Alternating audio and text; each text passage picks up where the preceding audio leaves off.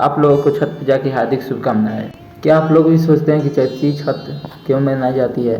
तो चलिए इसी के पीछे का इतिहास को समझते हैं और चैती छठ क्या है उसके बारे में भी समझते हैं। तो शुरू करते हैं, चैती छठ क्या है। चैती छठ छठ पूजा का ही एक रूप है जो चैत्र महीने यानी कि मार्च से अप्रैल महीने में मनाया जाता है। यह मुख्य रूप से सूर्यदेव और छठी मैया की पूजा के लिए होता है। इसका उद्देश्य होता है सुख समृद्धि की कामना, संतान की रक्षा और लंबी उम्र और शुद्ध जीवन। चैती छठ का इतिहास रामायण के हिसाब से मान्यता है कि जब राम और सीता 14 साल के वनवास के बाद अयोध्या लौटे तो उन्होंने राज्य की सुख शांति के लिए सूर्य देव की पूजा की।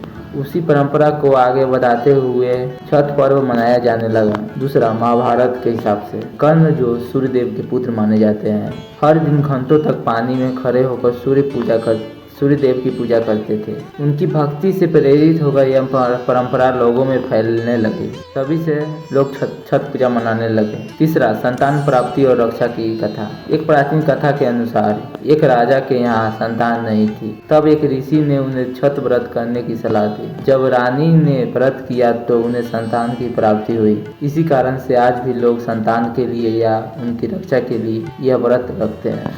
चैती छठ का महत्व। चैती छठ सिर्फ धार्मिक नहीं है बल्कि वैज्ञानिक और प्राकृतिक महत्व भी रखता है। पहला, सूर्य ऊर्जा का सम्मान। सूर्य से हमें ऊर्जा और जीवन मिलता है। सुबह और शाम सूर्य को अर्घ्य देना स्वास्थ्य के लिए लाभकारी माना जाता है। दूसरा, शुद्धता और अनुशासन। इस व्रत में बहुत कठोर नियम होते हैं। शरीर और मन दोनों की शुद्धि होती है।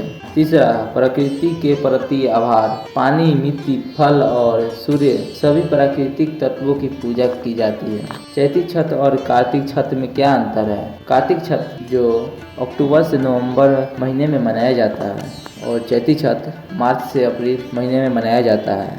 और चैती छठ में कम भीड़ होता है लेकिन दोनों का महत्व और पूजा विधि समान है।